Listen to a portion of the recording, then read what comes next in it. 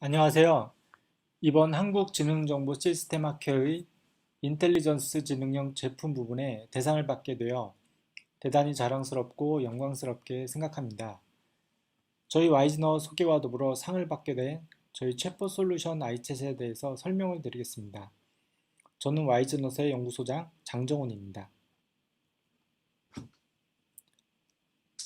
먼저 지금 보시는 것처럼 1966년 최초의 챗봇이 등장을 하였는데 이때 MIT 컴퓨터 공대의 요제프 바이첸바움이 만들어 엘리자라고 하는 최초의 대화 프로그램입니다. 이 대화 프로그램은 특별한 기능은 없고 맞장구를 쳐준다거나 혹은 끊임없이 질문을 해주는 식의 기능을 가지고 있습니다. 그런데 이 기능만으로도 그 당시 사람들이 다음과 같이 좋은 평들을 내었는데요. 그녀에게만은 뭐든 말할 수 있을 것 같아요. 또는 그녀와 대화하고 나면 마음이 홀가분해져요. 이와 같이 사람들은 엘리자를 사용하는 것을 넘어서 그녀와 교감하기 시작했고 모두들 대화하고 싶어 했습니다. 이렇게 챗봇이 그 당시 큰 반향을 일으켰었는데 왜 그렇다면 50년이 지난 지금에서야 챗봇의 시대를 맞이하고 있을까요? 네, 거기에는 여러 가지 이유가 있겠습니다. 기술적인 요구도 많이 있었고 또 변화했고 발전했고 또 잘 아시는 것처럼 알파고의 등장이 인공지능 시장에 어떤 촉발한 계기를 가져온 것도 사실입니다. 하지만 지금 이 부분에서는 챗봇 서비스가 필요한 환경적인 변화, 그리고 요구, 이런 것들이 어떤 것이 있었는지 좀 살펴보도록 하겠습니다. 먼저 다음 보시는 것처럼 신문 기사에 실제 나왔던 내용들인데요. 최저임금의 인상, 그리고 주 52시간 근무제의 영향으로 다양한 산업 분야에서 자동화 요구가 증가하고 있습니다. 또한 코로나로 인한 비대면, 언택트 이슈가 또 급부상을 하고 있죠. 또한 여러분들 또 많이 쓰고 계신 메신저 기반의 앱, 어떻게 보면 지금 다양한 앱들이 많이 나오고 있는데 기존에 많이 쓰고 있던 페이스북, 인스타그램 이런 어떤 SNS 앱의 사용량을 이미 추월했다고 합니다. 메신저를 통한 대화 방식의 패턴이 증가했다고 볼 수 있겠죠. 메신저라고 하는 것은 사람과 사람이 대화하고 있는 어떤 채널로서 사람에게 편하게 커뮤니케이션 할 수 있는 하나의 수단입니다. 그런 수단의 이용량이 늘어났다는 것은 챗봇이 도입될 수 있는 어떤 배경의 기술들이 또 환경적인 요인들이 되고 있다고 말할 수 있겠습니다. 그리고 챗봇은 사람이 대화하는 것을 자동화하겠다는 목표로 인해서 금융권을 중심으로 콜센터 업무에 빠르게 확산되기 시작했습니다. 금융권은 현재 시장 점유율 40%로 압도적인 것을 보이고 있는데요. 그런데 지금은 공공기관, 리테일 및 이커머스 시장에서 연평균 성장률이 더 높으며 이 얘기는 다양한 분야로 전 분야에 챗봇이 확대되고 있다는 것을 알 수가 있습니다. 한편 챗봇을 이용하는 데 있어서 얻는 가장 큰 이점은 고객 서비스 분야이며 챗봇을 통해서 24시간 대응이 가능하고 즉각적인 응답을 할 수 있다는 것이 아주 큰 메리트라고 할 수 있습니다. 이러한 환경적인 변화, 시대의 요구에 의해서 챗봇이 갑작스럽게 도입되고 있다고 말씀드릴 수 있겠습니다. 다음에 보시는 것처럼 전반적인 인공지능 시장 규모는 2년 전 대비 약 2.5배, 2025년까지 약 15배의 성장을 예상하고 있습니다. 역시 국내 인공지능 시장 규모도 향후 5년간 연평균 17.8%의 성장, 또한 2023년까지 6,400억 원 이상의 규모를 형성할 것으로 보고 있습니다. 특이할 만한 점은 그동안은 하드웨어 쪽, 딥러닝으로 인한 하드웨어 시장에 급속한 발전이 있었는데 이런 것에 비해서 향후에는 업무 프로세스 효율화 및 비즈니스 자동화를 위한 AI 애플리케이션, 플랫폼 사업이 크게 증가할 것으로 보입니다. 서비스와 소프트웨어 시장 모두 향후 5년간 연평균 성장률 30% 이상의 본격적인 성장을 전망하고 있습니다. 오늘 소개드리는 인공지능 분야에서도 챗봇의 경우는 연평균 약 61% 정도의 성장으로 기존의 인공지능 시장보다 훨씬 더 큰 폭으로 가파른 성장세를 보이고 있고 또 전망을 하고 있습니다. 주요 적용 분야는 앞서 말씀드린 것처럼 전 분야에 걸쳐서 다양하게 도입이 되고 있습니다. 가트너의 인공지능 관련된 하이프 사이클을 보시면 챗봇 기술이 기대치의 정점에 있다고 나옵니다. 이 얘기는 아직 기술 개발은 몇 년간 더 진행되겠지만 인공지능 시장에서 가장 핫한 분야라는 것을 알 수 있습니다. 그리고 또 어떻게 보면 가장 핫하기 때문에 곧 기대치가 나락으로 떨어지는 일이 발생할 것이라는 건데요. 향후 2년에서 5년 정도는 지나야 안정적인 시장 안착 단계를 보여줄 것으로 예상하고 있습니다. 그렇다는 것은 이제 고객의 기대가 많이 꺾이는 시장에 혼란기를 겪을 것으로 보이며 좋은 챗봇을 잘 고를 수 있는, 옥석을 잘 고를 수 있는 안목을 키우는 것이 중요한 시점인 것 같습니다. 챗봇, 다양한 분야에 이렇게 활용되고 있습니다.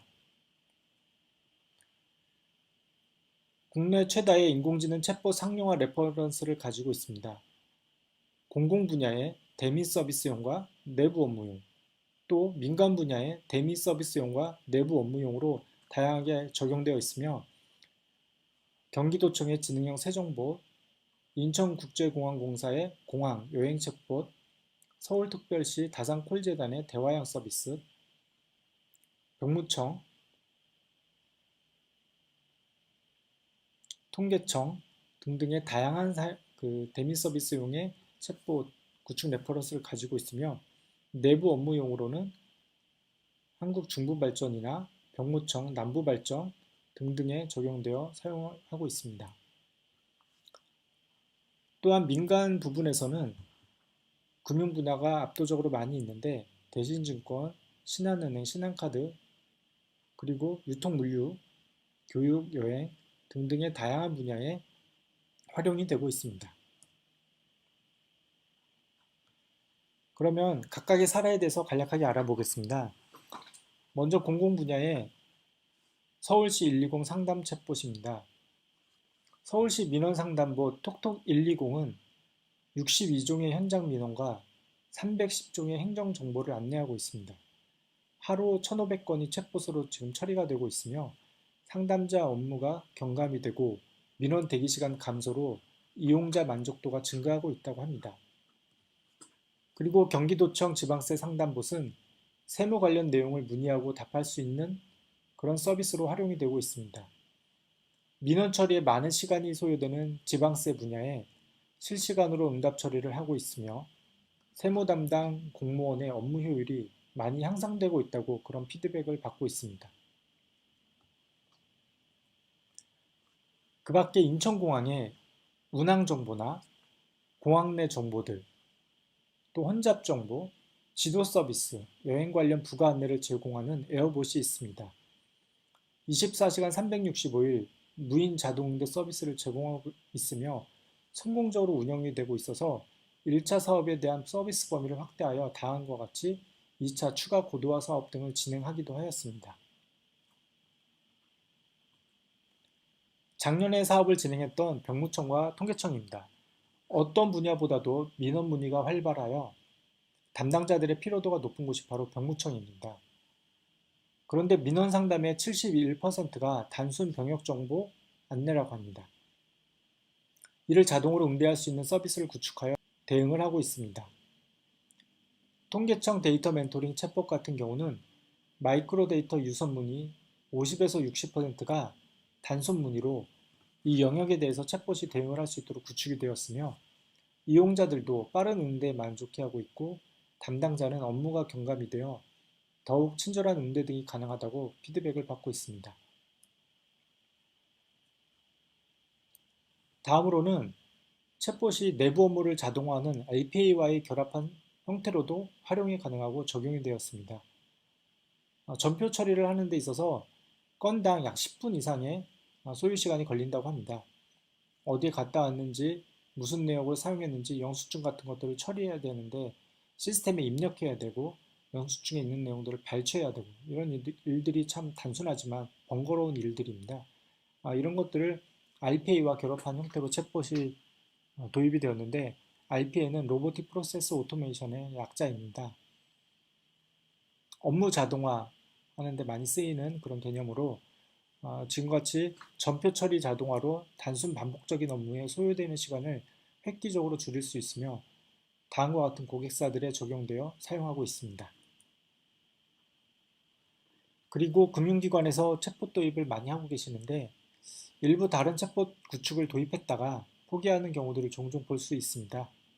저희 아이챗은 대신증권, 신한은행 등에서 도입 후 좋은 평을 유지하고 있습니다. 특히 대신증권 벤자민은 최초로 금융권에 적용된 챗봇으로 오픈 당시에 사원이었는데 그동안 지식이 많이 쌓이고 응대가 좋아졌다고 해서 작년에 대리로 진급하는 그런 이벤트를 만들기도 했습니다. 그리고 신한은행에는 솔메이트 오로라에 저희 챗봇 엔진이 들어가서 대미 서비스용으로 활약하고 있습니다. 인텐트 수도 많고 데이터도 상당히 많이 있음에도 불구하고 정확도가 상당히 높아서 이후 내부 임직원을 대상으로 한 업무용 챗봇 몰리를 추가로 도입하여 활용을 또 하고 있기도 합니다. 다음으로 또 가장 많이 필요한 분야가 택배입니다. 내 택배가 오늘 저녁에 올지 아니면 내일 출근한 상황에서 오전에 도착할지 어디쯤 오고 있는지 출발은 했는지 무척 궁금하죠. 이런 이유로 수많은 문의가 들어오고 있으며 이런 것들을 24시간 365일 처리할 수 있는 챗봇이 많은 부분 처리를 하고 있습니다. 처음에는 대미 서비스용으로 챗봇을 만들어서 적용을 했고 이후에 택배기사 전용의 업무용 챗봇을 또 구축해서 현재 택배기사 전원이 사용 중에 있습니다. 지금까지 챗봇에 대해서 말씀을 좀 드렸고 지금부터 와이즈넛에 대해서 간략하게 소개를 드리겠습니다. 저희 와이즈넛은 세계 최초의 가격 비교 서비스인 마이사이먼을 미국 실리콘밸리에서 창업을 하여 1997년 출범을 하였고 이후 검색 포털 서비스 와이즈넛을 만들었습니다. 그리고 2000년에 코리아 와이즈넛을 한국의 연구소를 설립을 하여 2000년부터 시작되었으며 올해 한국 나이로 20살이 되었습니다. 2006년에 업계 최초로 매출 100억을 달성하였으며 2009년에 사명을 와이즈넛으로 공식적으로 변경을 하였습니다. 2016년에는 인공지능 솔루션 관련 기업들 중에서는 업계 최초로 매출 200억을 돌파하였으며 현재 인공지능 챗봇, 빅데이터 수집, 분석, 검색 분야 국내 1위의 기업입니다.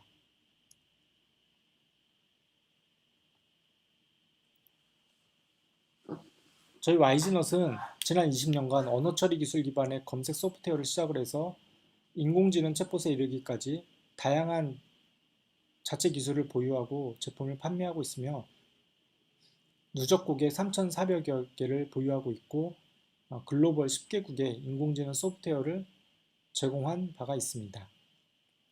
현재 저희 와이즈넛은 직원 수가 276명이며 판교에 본사를 가지고 있고 대전에 중부지사가 있습니다. 저희 와이즈넛은 지능정보산업협회 부회장사, 빅데이터 CNC 협의회 회장사, 한국데이터산업협회 부회장사를 역임하고 있으며 인공지능과 빅데이터 분야의 다양한 활동들을 하고 있습니다. 그리고 중국 현지 법인의 지쇼퍼라고 하는 자회사를 갖고 있으며 지쇼퍼는 230명 규모의 직원 수를 보유하고 있습니다. 사업은 이커머스 플랫폼을 위주로 하여 진행하고 있으며 다음과 같이 다양한 국내 파트너와 비즈니스 모델을 가지고 있습니다. 다음은 재무 현황입니다. 와이즈넛은 인공지능 관련 업계 최대 실적을 지금 달성하고 있으며 작년에 277억의 매출, 41억의 영업이익을 달성하고 있고 재무적으로도 안정적인 구조의 회사입니다. 대외 역량으로는 앞서 말씀드렸던 것처럼 지능정보산업협회 부회장사를 역임을 하고 있고 인공지능 산업을 선도하기 위해서 그런 목표로 협회가 출범을 하여 활발한 활동을 하고 있습니다. 형태소 분석기 전문 기업인 미국의 베이시스 테크놀로지와 15년간 긴밀한 협조 관계를 유지하고 있고 다양한 사업과 연구 등을 수행을 하고 있습니다. 다음은 제품 라인업입니다. AI 관련된 프로덕트에는 본 챗봇과 텍스트 마이너, 아이데스크 등을 보유하고 있으며 빅데이터 제품, 마이닝 제품, 검색 제품, 또 소셜 분석 서비스 등을 보유하고 제공하고 있습니다. 지난 20년간 기술 발전과 저희 향후의 로드맵입니다. 기술을 보시면 형태소 분석 기술, 수집, 랭킹, 텍스트 마이닝, 주제 분석, 자동 분류, 자연어 처리와 관련된 다양한 기술들을 자체 내재화하면서 이 기술 기반 위에서 이와 같은 제품들을 출시하고 내놓고 있으며 활발한 활동을 하고 있습니다.